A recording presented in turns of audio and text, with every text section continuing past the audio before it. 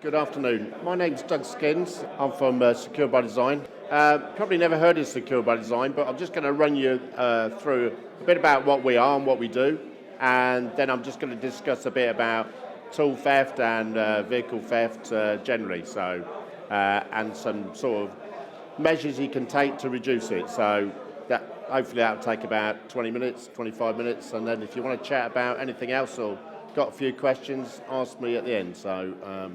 So I'll just run through what Secure by Design is, because you've probably never heard of us. So that's me, Doug Skins. I cover East Midlands and East Anglia for Secure by Design. There's 5 development officers, and we work with businesses to design out crime, really. So let's Secure by Design. What is it? Here we go. We're the National Crime Prevention Initiative, launched 30 years ago. Started off actually in the southeast of England. It was really to do with the problems to do with house burglaries and that, but and then we became a national body. So here we go. So launched in 1989. Back in the 80s, we had nearly 2 million burglaries a year in the UK. PVC externally beaded windows are on the market, and it caused a huge amount of burglaries. I used to report them in London. I was reporting them all the time. So houses were being built. I remember going to a new build house that was built with externally beaded windows, and it only had panel pins holding the externally beads out. It was timber, brand new. So the owner wondered why they kept getting broken into. They lived in Peckham at the time. He was near Dulwich Hamlet's football ground. So what we did, we started working with industry to improve the standard of doors and windows. And over 30 years, those have now actually gone into the building regulations. So, as I say, it's our 30th anniversary. We're actually called Police Crime Prevention Initiatives. We're actually owned by the Mayor's Office in London. They hold the one share, but it's held nationally for the police service. We're non-profit making, obviously supported by the Home Office and various other government organisations. And we have over 800 companies. So that's with products and services that have been tested and proved to reduce crime. So I'll come on to that. But the main thing for those companies, they have to get the police preferred specification. Now, without that badge, depending on what standard it is, and I'll go into that a little bit more detail, they won't get on our website. So we have a list of all the members on our website that have approved products, and I'll show you that later. But one of our main things we do in the building industry is design guides. So these are the guides for houses, schools, hospital guides just coming out, or a health guide to try and reduce crime. So they're all quite big drivers of crime. Residential burglary still, but from that 2 million back in '89, we're down to about 500,000 now. So we've seen a slight rise in the last year for various reasons. Obviously, the amount of police officers doesn't help, but that's a political thing, so I won't go into that. But obviously, it's generally around 600,000, but some of those are shed thefts, obviously garage thefts, which I'll come on to as well, because obviously with tools, they're often kept in garages and sheds. So, we design out crime for whole housing estates, so there's plenty in London that's a good example. But one of the key figures here, if you look, is about a vehicle crime. So if it's a Secure by Design estate, we do try and reduce not only the burglary, but criminal damage, which causes a lot of problems, violence against the person, which is obviously robbery and that sort of thing, so there's no back alleys and that sort of thing. And vehicle offences. On this particular estate, I think it was down in Plymouth, they've actually reduced their vehicle crime. Obviously, they've got, rather than off-street parking, they'll have parking outside the curtilage of the house. So, and garage doors as well, they'll be to a certain standard. So that the whole scheme is really geared around this sort of thing. So the built environment, reducing crime, burglary, and vehicle theft. So, but obviously vehicle theft has become quite an issue in the last few years. Rather than the burglary rates going down a lot, vehicle crime has gone up. Well, it actually topped nearly 4 million crimes back in the 80s when the burglary was a problem. But that came down quite considerably with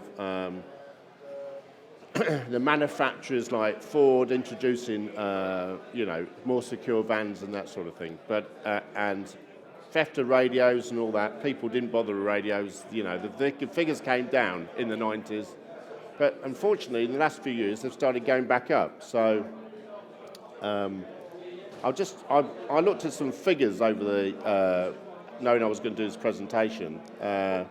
And it highlighted that actually a van gets broken into every 23 seconds in the UK. So this van was a result of, it was actually found not far from here on a site where they were selling tools and that sort of thing. So you can see the amount of tools that are actually in that van. So every 23 seconds, most popular ones are Ford Transits and Mercedes Sprinters. So they tend to get the most targeted. Obviously, they're probably the most popular vans in the market. So, but van, vehicle, motorbike crime in London, as we all know, was very high in the last few years. It has come down. But plant theft and tool theft is obviously an issue. So the hot spots at the moment for vehicle crime tends to be London and Birmingham. But it tends to be this van here full of tools. There was 20 burglaries was carried out just to fill that van up. So we actually found it as a result of a tracker activation. So somebody had a piece of plant and machinery that was in the back of the van, and we tracked that vehicle and found it to the boot fair not far from here. So obviously, when the police got there, they've got all this property in the back of the van. So the problem for us is actually finding out who it all belongs to. Now, the tracked items is quite obvious, but the rest of the tools, you can imagine how many tools are in there. So they just don't have the resources to spend a lot of time trying to work out who owns that tool. So, but I can come into some measures that can help that, and I'll cover that later. Obviously, the other thing with vehicle crime is we get a lot of catalytic converter thefts. Now that's back on the rise again. It did go down over the last few years, but it started to creep back. More in the car market, but it is a problem. So, but obviously the problems for tradespeople is the loss of the tools, the loss of the trade, the loss of the client's time.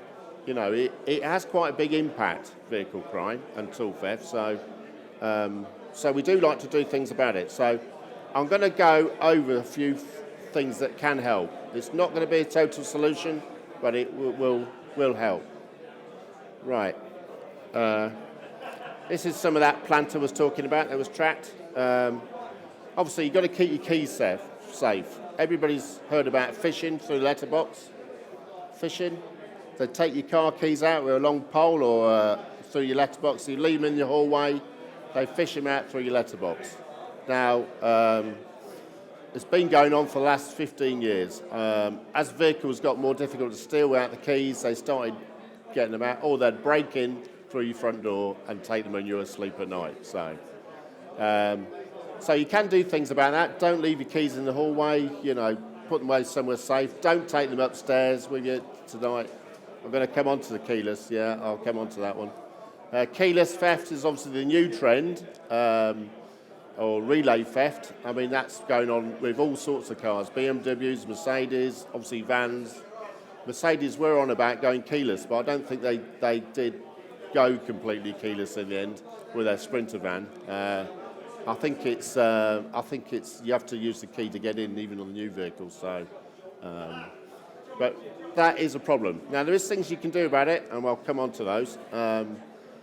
One of them is the RFID bags that you can buy on the market. You know, they're very useful. They stop the signal getting out to someone that's going to capture that and copy your key and drive away with your car or van. Yeah, sorry? It's a little bag, you put them in, it stops the signal getting out. It's called a Faraday bag. Basically, it's a little cage of wire, normally copper, that stops the signal getting out. So they can't keep, so your car key sends a signal out to your car all the time. If you can block it, you know, they can't copy it. Parking, obviously, we run another scheme called the Park Mark scheme. And obviously, if you're parking in towns, normally in towns in London, you know, if you can find a car park that's safe and secure, got good CCTV and everything else, it does help. Obviously, if you're on the street and a job, it doesn't help, but you might want to look out for this Park Mark sign. There's thousands of Park Mark car parks around the country, but it's just something to be aware of. When I was doing this talk, I actually got a builder around doing some work for him at the moment. So I said, I've taken a few pictures of his van. So obviously he's got loads of tools in it. So he's got a immobilizer and various things. But anyway, so I went to take a picture of his van. What did I see? On his front seat, his wallet. So his van was open and there's his wallet sitting on the front seat. So, you know, if you're going to be a target to opportunist thieves, don't leave things on display like your wallet. It's going to go, you know what I mean? So I didn't actually tell him I'd taken a picture of his wallet, so I'll surprise him today. So, but yeah, that, you know, if opportunities coming along, you know, they're going to target your vehicle. But obviously not all vehicle and tool theft is opportunities. Some of it is, you know, there are actually gangs going around doing this sort of thing. So, right, coming back to tracking alarm systems. There's quite a few on the market. Most of them are being tested by Tottenham, and they're the only ones that we approve. But I'll come on to our specification in a minute. Physical security, locks and lockers. Obviously, we can do stuff about that. Forensic property marking of the tools themselves, so we can identify them later on if we do find them. Faraday bags for the keyless entry, and even garage doors. And I'll come on to that one at the end. So I'll just explain what the police preferred specification is. So SBD and those 800 companies have products and services that have to meet this specification. So we set what it is. So for tracking systems, we set the standard, which is the Tottenham standard. So for other systems, I'll go through and I'll tell you what they are.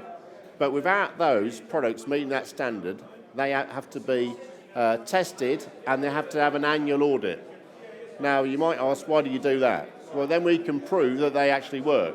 But it's not us saying it, it's somebody else. So someone like Tottenham or the BSI or some other body will accredit those services. Yeah? Right. So for tracking systems, we only accredit the ones on our website of the 800 companies. We only ones that have got Tottenham standards. So alarms and immobilizers as well. So they're being tested every year. Obviously, they do work. We get loads of vans tracked back. In fact, I was speaking to a tracking company yesterday, and they've seen a 25% rise this year in vehicles being tracked back from being stolen. So that's quite a lot. Now, physical security, we used to obviously do this back in the 80s, but it seems to come back. You might notice the steering lock is back, and things like the Pedalbox by one of our companies, TVL, they've come back as well. They're very difficult to actually get off. People are more likely to use relay theft this day, but when they come to actually getting a physical product off, sometimes they're not used to it. It's something new. They don't like the physical side. It's easy to do the relay theft. But so actually a combination of the both products, does help. So Pedalbox is actually very difficult to get off because it's right down in the well. So if you've got, one of these battery grinders, it's not easy to get to. So it can slow people down. So obviously, they're both on our website as well. Just have a look for them. They're under the vehicle section. Onboard diagnostics, that's an easy way to get into the van and copy it, clone a key and take the vehicle away. It happens in the vans as well as cars, so for vans, I think we don't have any products for cars, but obviously you can get an immobilizer for vans. So especially Ford Transits, there's some specialist companies on our website that will do that. So it's just another layer to try and slow them down, so they get noticed. So both of these been tested by Thatcham at the time, and I think they've gone to Sold Secure after that. So here's the Onboard diagnostic. So it's easy to get to, you just need a key.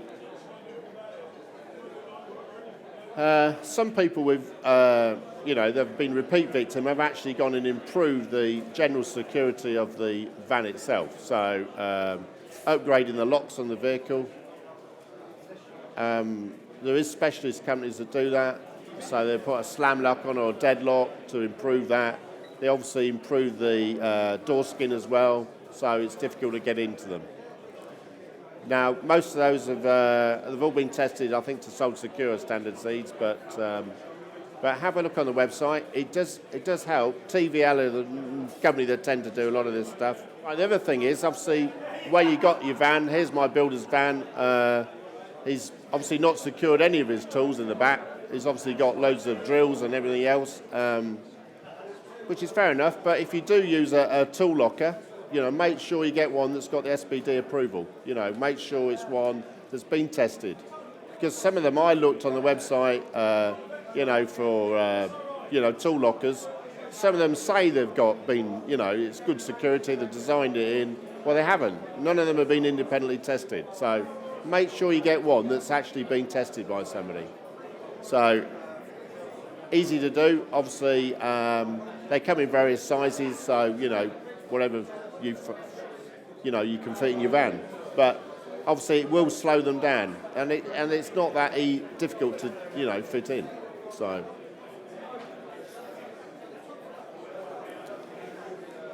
coming back to that original picture of the van full of tools, well, we just couldn't identify all these power tools. So there's several asset marking systems on the market. Most of them are forensic. We haven't got any on our website. There isn't any at the moment. So they all put a forensic marker on. So each tool will be obviously will come back to you or your company, so we can trace it. So all we use is a UV light. We shine it over the tool.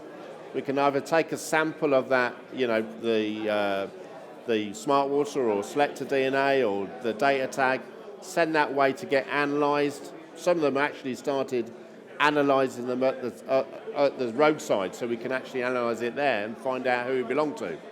So obviously you can put your postcode on, but the trouble is with that, they tend to rub off all the markings of the tool. So any numbers on the tool tend to get rubbed off. But with the forensic side, we only need a very, very small sample of the product to actually find out who it belonged to.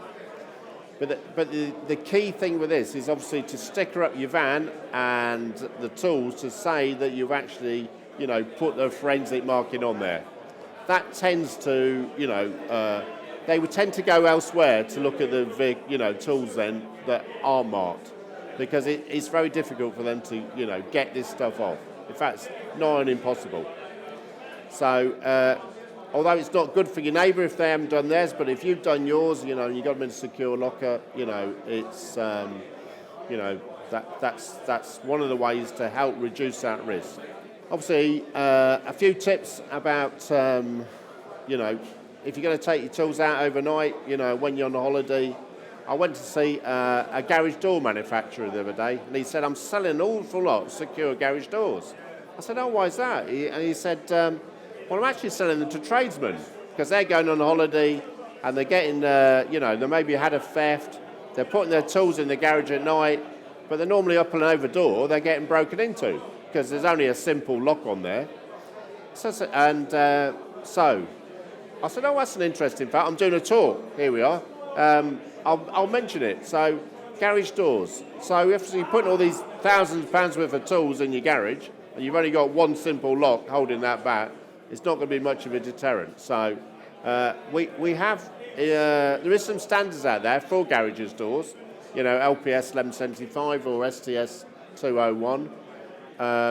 Look for garages or garage doors, you know, that have got that. Some of them are roller shutters, some are actually up and over, you know, or sectional doors.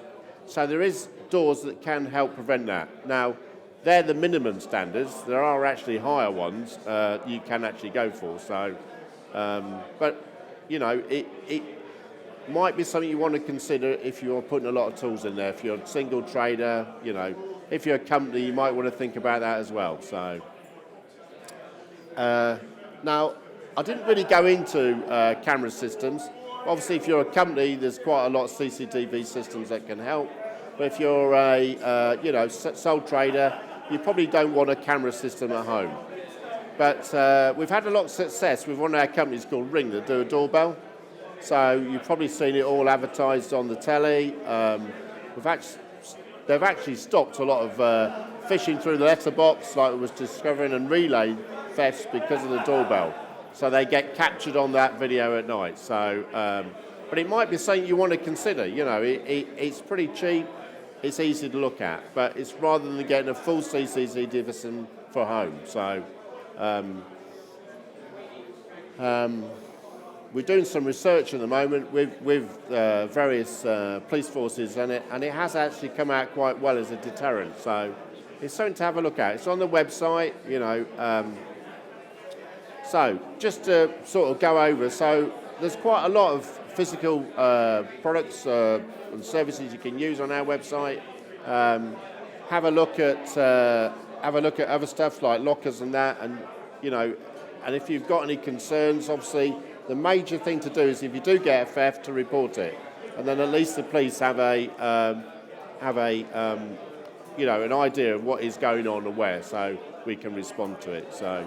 Thanks for listening. That's about covered most of the things I wanted to cover. Has that helped? Well done. Thank you.